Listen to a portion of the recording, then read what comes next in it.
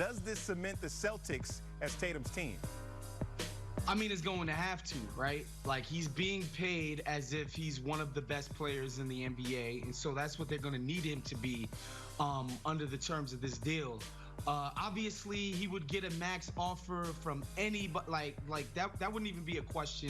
If they went out and said, Jason, go out and get your own offers, there would be teams lining up to give him a max offer. So this is the market rate that they paid him. And again, hopefully, if you're a Celtics fan, he's going to live up to this deal.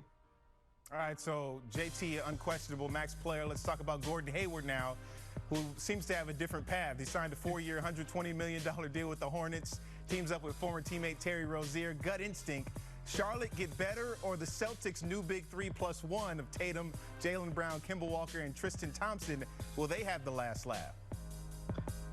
I think it can be both, right? Especially when you consider the price point that Charlotte got Gordon Hayward for. They definitely got better as a team, right? Like, Gordon Hayward is a good wing player.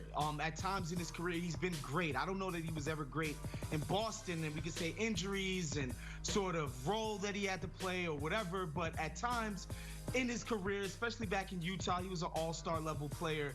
And if you're a team like Charlotte, who generally doesn't get free agents, you can't say no to a guy like this coming to your team. That being said, when he opted out of $34 million, I said to myself, I was like, wow, maybe he's got a deal, in the $80 million range, like 4 years, 80 mil, or maybe even 100, something crazy like that, for him to be opting out of a $34 million guaranteed contract for next season. And, it comes out that he got $120 million from Charlotte.